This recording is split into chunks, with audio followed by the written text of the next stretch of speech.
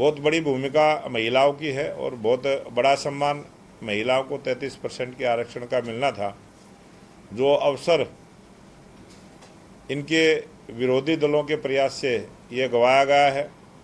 मुझे पूरा भरोसा है कि आने वाले समय में देश के प्रधानमंत्री नरेंद्र मोदी जी महिलाओं को ये 33% का अधिकार जरूर देने का फिर से प्रयास करेंगे और उसमें कामयाब भी होंगे। पूरे देश की मीडिया को भी पता है, पूरे देश को भी पता है, संविधान में भी है। 1976 में जब परिसीमन हुआ और 550 लोकसभा सीटों को फ्रीज किया गया, और उसी समय ये हुआ था कि 2026 में 50 वर्ष के बाद दोबारा से देश में परिसीमन होगा। और जब ये 2023 में आरक्षण 33% का महिलाओं के लिए पास हुआ, उस समय भी ये बात थी कि 26 के अंदर जब परिसीमन होगा और 2021 के सेंसेक्स पर होगा, उस समय ये तय हुआ था। ऑन रिकॉर्ड सारी चीज़ें इन्होंने बरगलाने का प्रयास किया है, झूठ बोलने का प्रयास किया है। और पहली बार देश में विपक्ष के जितने भी राजनीतिक दल थे, खुद कांग्रेस, टीएमसी, इन्होंने मुद्दा उठाया था कि जाति के नाम पर देश में आरक्षण हो, वो अपना जनसंख्या की जनगणना हो।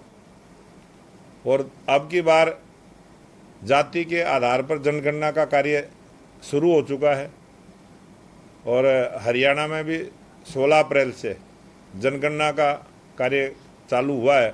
और डिजिटल तरीके से भी नया कंसेप्ट, डिजिटल तरीके से भी जनगणना में सब भाग ले सकते हैं और बहुत आसान उसमें तरीका है। उन्होंने जिस प्रकार से ये प्रयास किया है कि 543 सीटों पर ही हो, अब चुनाव हो चुका है, अब लोकसभा का चुनाव 2029 में होना है। जो चुनाव हो चुका है उसमें कैसे 33% का आरक्षण हो सकता है? ये इस प्रकार का गुमराह करने का प्रयास, झूठ बोलने का प्रयास। जब लोकसभा का चुनाव 2025 का हो चुका है, उसमें 33% का आरक्षण किस प्रकार से व्यवस्था कर सकते हैं? वो बोलते जरूर हैं, लेकिन वो कार्य किस प्रकार से होगा उसका कोई लॉजिक नहीं होता। तो इसी प्रकार से इस बिल को लटकाने का, भटकाने का और देश की जनता को भ्रमित करने का जो कांग्रेस का प्रयास है, देश की जनता सब जानती है। और आजकल कोई बात जिस प्रकार से, जिस सफाई के साथ कांग्रेस झूठ बोलने का प्रयास करती है, वो देश की जनता उनको पहचानती है। चुनाव तो देश में हर 6 महीने में चुनाव कहीं ना कहीं होते रहते हैं। आप इसके बाद आकलन करिए, 6 महीने के बाद गांव का चुनाव है, फिर उसके 6 महीने के बाद आकलन करिए, फिर भी चुनाव है। आप खुद से बताइए, कांग्रेस बताए कि कब चुनाव देश में नहीं है, कब लेके आए। वो जब मौका आता है, जब समय आता है, तो अपनी बात को नहीं रखते, झूठ बोलते हैं और सदन से भाग जाते हैं। ये उनका प्रयास है। अब 543 सीटों पर चुनाव लोकसभा का हो चुका है।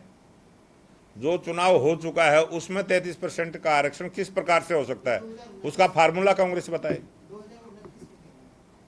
जब 2029 में देश में तय हुआ 1976 में कि परिसीमन होगा, 50 साल के बाद होगा, और कांग्रेस के समय में ही हुआ था, उसी समय पास हुआ था, उससे क्यों मुँह करते हैं आप कि उसको परिसीमन को भी और आरक्षण को भी 2029 से आगे ले जाना चाहते हैं। देश के प्रधानमंत्री नरेंद्र मोदी जी ने नई पार्लियामेंट में जब ये 2023 का 33% का आरक्षण पास हुआ, तब भी बात ये कही थी कि 2029 में बहनों को ये सम्मान मिलेगा। सर, निकाय चुनाव है सर, पिछले जो बिल उठाया जाएगा महिला आरक्षण वाला, ये जो महिला आरक्षण का मुद्दा है, ये कभी भी शांत नहीं होगा। देश की आधी आबादी इसको उठाती रहेगी। हम नहीं उठाएंगे तो देश की महिलाएं, बेटियां हमारी इस बात को उठाती रहेंगी और ये हक उनको 100% मिलेगा। और निकाय चुनाव में महिलाओं को 33% का आरक्षण देने का काम देश के प्रधानमंत्री नरेंद्र मोदी जी ने किया है। जहाँ जहाँ भी भारतीय जनता पार्टी की सरकारें थी, सबसे पहले वहाँ देने का काम किया है। लिस्ट 2 दिन का समय लगेगा और 2 दिन में लिस्ट आएगी। देखो, 2023 का सबने एक मत से पास किया था और इस चुनाव में उनको भी फायदा मिलना था। जो करेगा उसको याद भी रखे। ऐसा कौन सा फार्मूला था कि अगर ये बिल पास हो जाता तो खाली बीजेपी को इसका फायदा मिलता? फायदा उनको भी मिलता, चुनाव में वो भी हैं, चुनाव वो भी लड़ रहे हैं। जो चुनाव लड़ने वाली पार्टियां हैं अगर वो एक मत से जब फैसला करेंगी तो उसका श्रेय सबको जाएगा, अकेले बीजेपी को नहीं जाएगा। अब क्रेडिट बीजेपी ले रही है गिरने के बाद? क्रेडिट नहीं ले रही है, हम उनकी बात को रख रहे हैं कि हमारी मंशा थी कि बहनों को ये सम्मान मिले और ये लेट ना हो। 2029 में ये 100% महिलाओं को लोकसभा में, विधानसभा में 33% के आरक्षण का लाभ मिले, ये भारतीय जनता पार्टी का प्रयास है। जिस तरीके से दुष्यंत चौटाला,